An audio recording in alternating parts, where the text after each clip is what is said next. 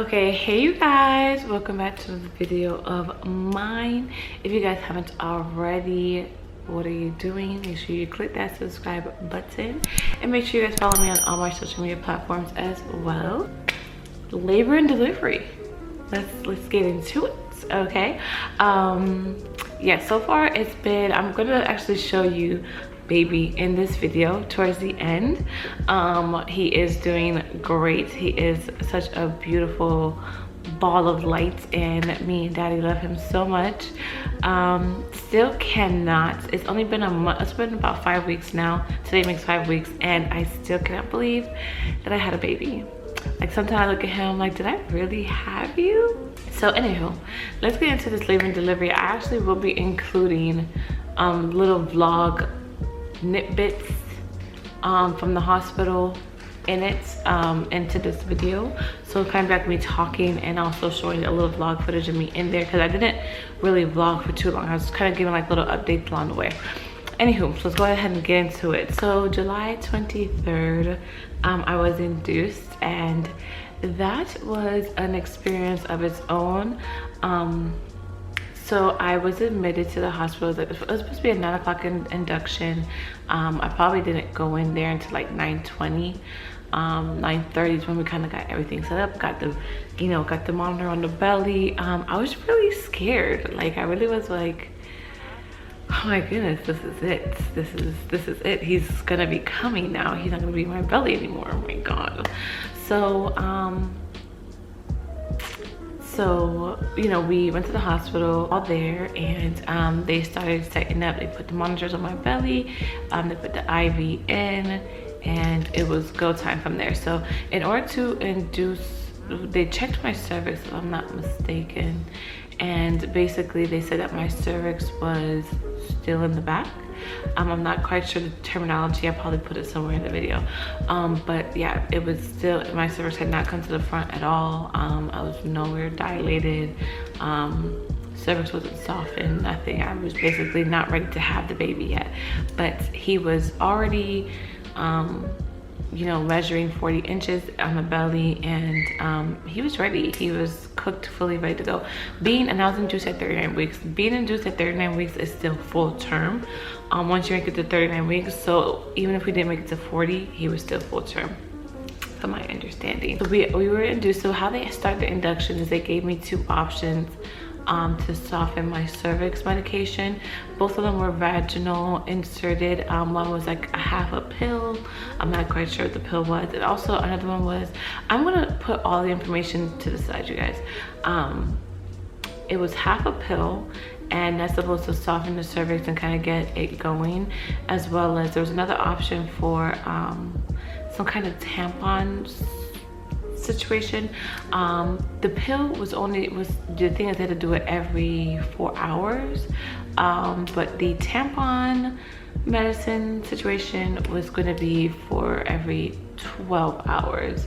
Only thing is they're saying that the tampon one would have made my cervix really sensitive. So I was like, I'm not really for the whole being in pain down there. So let's go ahead and do the every 4 hour pill, even though I have an issue with them checking the cervix. Literally, you guys, traumatic. Okay, I don't mean to scare anybody out there. Hopefully your doctors take your time. If not, mention it. Like, don't be like me and don't say anything. Definitely ask them to take their time when it comes to checking your cervix, because especially my cervix being in the rear, they really had to go really deep up inside, and it was painful. And because I wasn't really just kind of act like, okay, I could take it, they just went up in there. If you tell them to take their time, it's still gonna hurt, especially when they have to go really deep up in there try to get it. Just ask them to work with you, breathe with you, like just take their time with you with it, because I wasn't saying that at first, and I think that's the trauma I kind of have from it, but everything's good, we're good. So I was like, let's go with the 4 hour pill situation. I'd rather that than having my cervix be sensitive, because then how the hell am I gonna have you guys keep going inside of me after that? So we did the pill. you know, there's a lot of relaxation. I'm gonna go ahead and insert some of the vlog footage. Hey guys, so we are at the hospital now. We've been here for a little minute. My induction time was 9 o'clock. My lips are peeling, I'm so sorry. We probably got here like 9:15. Only reason why is because when I called, they said that probably not by 9:30 is when they could take us, but kind of find out they could have took us at 9 o'clock, so. So I have my IV in, I have my hospital band in. It is now 12 o'clock. 12 o'clock, mommy? It is now 12 o'clock. So we've been here for a couple of hours. I did my cervix check. They placed the medication in already to soften the cervix. It looks like it's gonna be a long haul because my cervix is currently in the back. So yes, we're here, we're doing it. I was really like, you know, concerned about the Cervix Exam because I don't like the feeling, but it actually wasn't that bad. The midwife that midwife assistant, I think that's what she is, that did it, really kind of talked me through, so it was good. He's moving around, as you can hear. Yeah, he's moving around a lot. The IV is hurting though, it really is hurting. But besides that, yes, this is your girl right here. We're in it. And yeah, I will check back in with you guys in a little bit. By the way, the hospital room was amazing. It was so big. The bathroom had a jacuzzi tub in there if I wanted to do that. They had so much options as far as my birth plan goes: aromatherapy, massage ball, exercise ball for me to bounce on. They had so much options, you guys. I literally loved the hotel. That's what it felt like. The hospital that I delivered at, and the nurses and staff were amazing. They were so helpful, so just attentive, just, you know, wanted to make sure I was comfortable, wanted to help, everything. And a lot of things you're gonna hear me repeat from the vlog footage to me talking to you guys. There may be 2 parts, as a matter of fact, to this video. If it gets too lengthy, they had me on the monitor, and for about an hour after, and then they put me back on to the monitor, so that, you know, because they wanted to monitor his heartbeats and stuff like that. The medicine was making me contract. I wasn't feeling the contractions. The contractions weren't that bad at that point, because I don't think I was, you know, fully dilated. I think there was a time where they had checked my cervix and they realized it was soft and it was kind of moving, and they said it was like 1.5. The process was really slow. Another thing, the hospital bed was not all that comfortable. I think it's because it's the labor bed, so it wasn't all that comfortable. I was trying my best to be as comfortable as possible, but it wasn't really working out. I did take a lot of naps throughout the day, so when they came in and checked my cervix, they were giving me the option, because now it started getting late, so I got there at 9, and by like 7:30, you know, I was still like 1.5 centimeters, and they were like, you know, we want to go ahead and give you the 12-hour, you know, cervix softening, cervix moving medication vaginally, which is the one that makes it sensitive. They're like, they want to go with that one because at least that way they don't have to keep bothering me throughout the night. Okay, hey guys, so it is now 7:30. I don't know when's the last time I update you guys, really, because I actually took naps. I ordered some food here. It wasn't all that great, so I ordered DoorDash some Wendy's, and so now I'm feeling a lot better. They checked my cervix, and so my cervix was was in the back, and so they put the medication in to move it to the front, and to start getting me, you know, soften it. And so when I checked, it was about 1.5 centimeters dilated, and it was moving to the front. I'm having contractions, so that's the reason why I'm not on Pitocin this yet, because my body is naturally contracting. So like I'm having one now.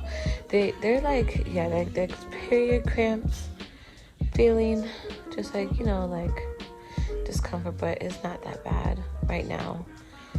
So yeah, it's 7:30. We've been here since 9, so almost been 12 hours. But yeah, everything seems to be moving in the right direction. I think what they're gonna do is the next medication they're gonna put in me is the 12-hour long. So before it was a 4-hour one, but they didn't check it every 4 hours. I would say they checked it like at 5 or like 5.5 or like 6, and so that they're not constantly checking it throughout the night. Because yeah, when she checked it, then because my cervix was moving, that was really accurate. It was a little painful. So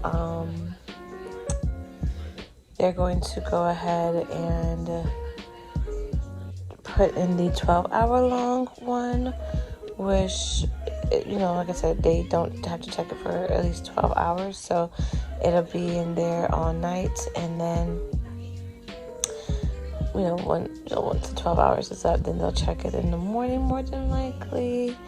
I mean, hopefully by then things have changed. Right now they don't have him being monitored, so that's the monitor right there. They unplugged me just to kind of give myself a break. I actually should probably stand up because this bed is not comfortable. Like, my behind hurts so much. I've been trying to tilt on each side to kind of alleviate the pain, but it's not really working. But yeah, that's all the update we have right now. Ivy still hurts like a bee, and he's pushing. But yeah, that's where we are right now. No more updates. When I have more updates, I will update you guys later. I could try to sleep throughout the night and so forth. I kind of was still like, I don't know. Let's just go ahead and do one more round of that pill, and then maybe when you guys come in the middle of the night, I'll change my mind. So we did one more round of the pill around 7. They came back around, I would say like 9, to check, and they decided to go, the midwife, I believe, decided she was gonna, let's try to pull in a Foley balloon, which would make basically it's like a little balloon that they fill up, and they insert it into the cervix, and they fill it up, and it's supposed to, as it expands the cervix, opens it up, kind of makes the process go a little bit quicker. Another thing, I wasn't on Pitocin as yet just because I was already contracting, and Pitocin makes you contract, so they didn't want it to be too much contraction, which could have made your uterus rupture. So they were like, no Pitocin as yet, you're contracting already, let's just move along with how we're moving along. So they wanted to go ahead and do the Foley balloon. Now, in order to do a Foley balloon, they did give me a medicine. I want to look it up. I don't really know what the pain medication was called. I didn't ask. I just said, go do your thing, okay?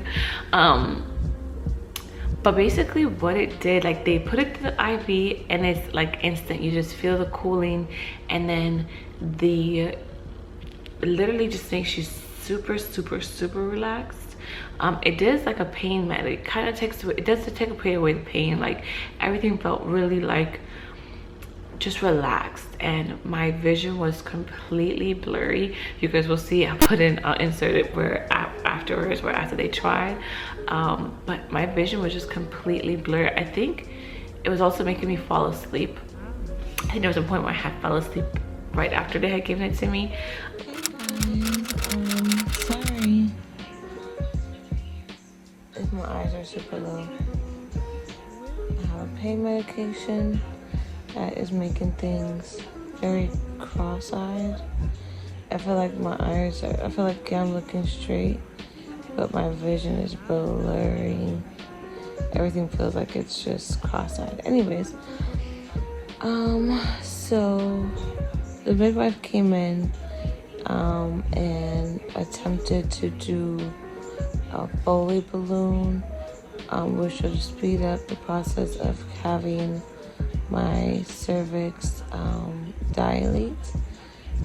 Basically, they insert the balloon and it expands, or they expand it, and it's supposed to open up my cervix.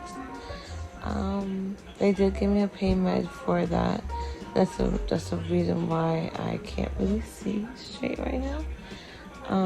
But that's why I'm keeping my eyes closed too, because if I keep my eyes open, like I said, it just feels, I feel like I want to just close my eyes.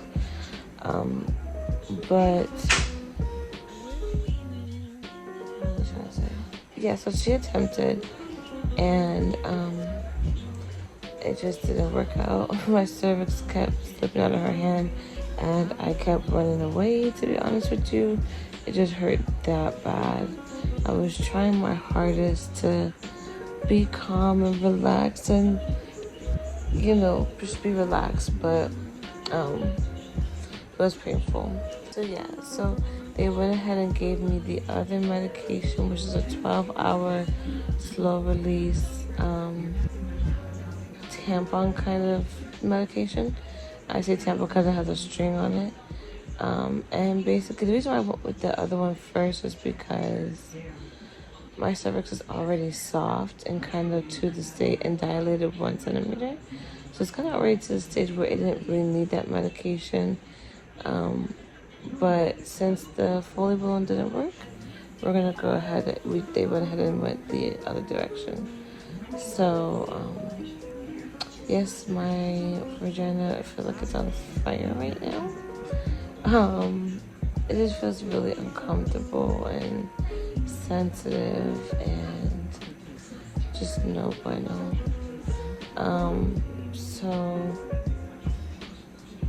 yeah, I haven't been put on the Pitocin yet because they say I'm contracting already, and it's frequent, so they don't want to, you know, put too much pressure on the baby. Because Pitocin just really stimulates the contractions when I'm already having them. Yeah, he's moving. I wasn't uncomfortable before, but I just feel like I got uncomfortable when I woke up just now for some reason.